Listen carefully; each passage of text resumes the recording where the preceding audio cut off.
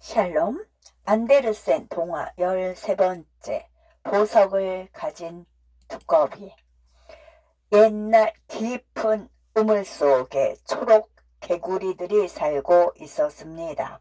어느 날 우물 속에 울퉁불퉁하고 못생긴 두꺼비 가족이 이사를 오게 되었죠.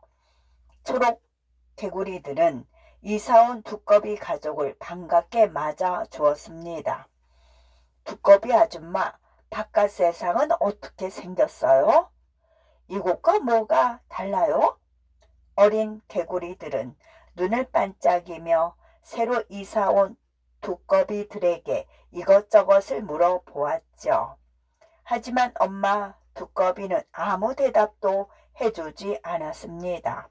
그러자 어린 개구리들이 불만에 가득 차 빈정거렸지요. 두꺼비들은 너무 뚱뚱하고 못생겼어. 그래, 색깔도 칙칙해. 엄마 두꺼비는 어린 개구리들의 놀림을 받아도 아무렇지 않아 보였습니다. 그러나 어린 두꺼비들은 그런 놀림을 받는 게 무척 싫었지요. 엄마, 왜 우리들은 뚱뚱하고 못생겼어요? 어린 두꺼비들이 물었습니다. 얘들아, 그래도 너희 중에 하나는 머리에 보석을 가지고 있단다. 엄마 두꺼비의 말에 어린 두꺼비들은 모두 놀랐습니다. 머리에 보석이 있다고요? 누구요? 가장 큰 두꺼비가 눈을 말똥말똥 굴리며 말했지요. 그 보석은 정말로 소중하고 값진 거란다. 하지만 더 이상은 말을 해줄 수 없어. 엄마 두꺼비가 단호하게 말하자 어린 두꺼비들은 빙 둘러앉아 이야기를 하기 시작하였죠. 내게는 그 보석이 없는 게 분명해. 막내 두꺼비가 먼저 말했습니다. 형제들 중에서 가장 못생겼기 때문에 자기한테 보석은 어울리지 않는다고 생각하였지요. 그리고 막내 두꺼비는 보석에 대한 욕심도 없었습니다. 하지만 한 가지 욕심이 있다면 바깥 세상을 구경해 보는 것이었지요. 어느 날 아침이었습니다. 두레박이 우물로 내려와 물을 가득 담고 올라갈 때 막내 두꺼비가 두레박 속으로 펄짝 뛰어 들어갔습니다. 점점 환한 빛이 보이기 시작하자 막내 두꺼비는 눈이 부셔 얼굴을 찡그렸죠. 에이, 두꺼비잖아. 두레박을 끌어올린 에이, 두꺼비잖아. 두레박을 끌어올린 한 남자가 막내 두꺼비를 보고 두레박물을 바닥에 버렸습니다. 으아! 바닥에 내동이 젖은 두꺼비는 힘껏 숲으로 달아났지요. 숲속에는 온통 초록빛뿐이었습니다. 와, 정말 멋지다. 막내 두꺼비는 가쁜 숨을 내쉬며 주위를 둘러보았습니다. 좀 더 가다 보면 더 멋진 곳이 나오겠지? 막내 두꺼비는 숲을 벗어나기 위해 열심히 뛰었습니다. 곧 작은 길이 나왔죠. 하지만 뜨거운 햇빛에 달구어진 길 위를 걷기가 매우 힘들었습니다. 너무 아름다운 곳이야. 주변에는 여러 가지 아름다운 꽃들이 달콤한 향기를 내며 피어 있었고 그 위를 노랑나비 한 쌍이 나폴나폴 날아다녔습니다. 막내 두꺼비는 넋을 잃고 한참 동안 나비들을 바라보았죠. 그래서 배고픈 줄도 몰랐습니다. 밤이 되자 우물 속에 있는 가족들이 생각났습니다. 엄마가 보고 싶어, 형들도. 막내 두꺼비는 우물 속으로 들어가고 싶었지만 다시 모험을 해보기로 결심했지요. 그래서 시냇물을 건너 걷고 또 걸었습니다. 안녕. 연못에 사는 개구리들이 인사를 했습니다. 우물에 살던 초록 개구리들보다 조금 더 큰 개구리들이었지요. 안녕. 막내 두꺼비는 어느새 개구리들과 친구가 되어 함께 식사도 하며 어울렸습니다. 여기서 같이 살자.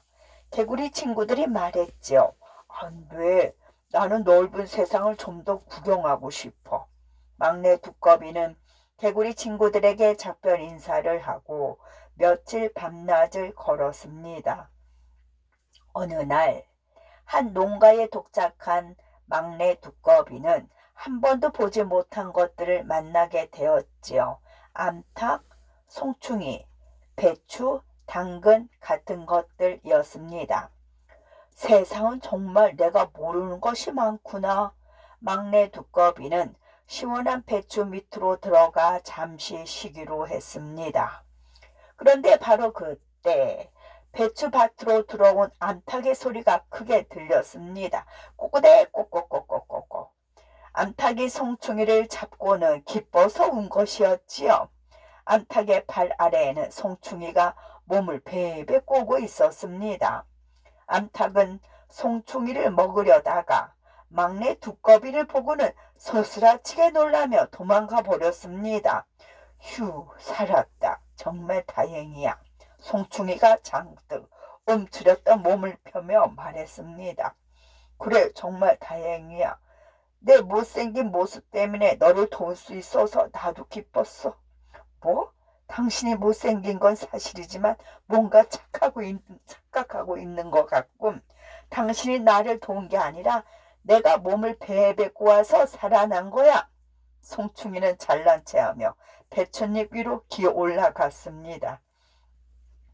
그때 두 남자가 막내 두꺼비에게 다가왔습니다. 그들은 시인과 과학자였지요.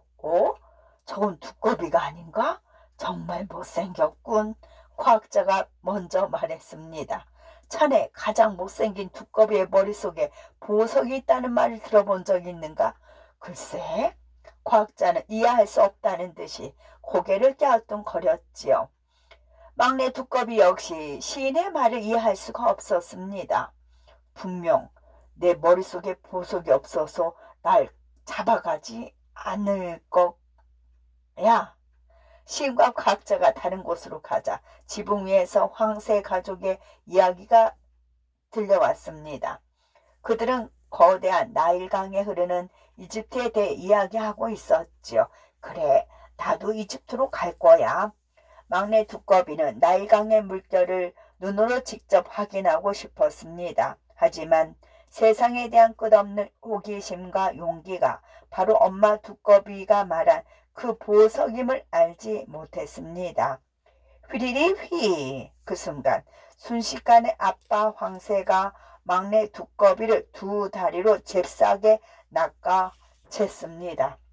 막내 두꺼비는 황새가 자신을 이집트까지 데려다 주고 있는 것이라 생각했습니다. 그래서 막내 두꺼비의 두 눈이 밝게 반짝반짝 빛이 났지요. 마치 두 눈에 보석이 박힌 것처럼 말입니다.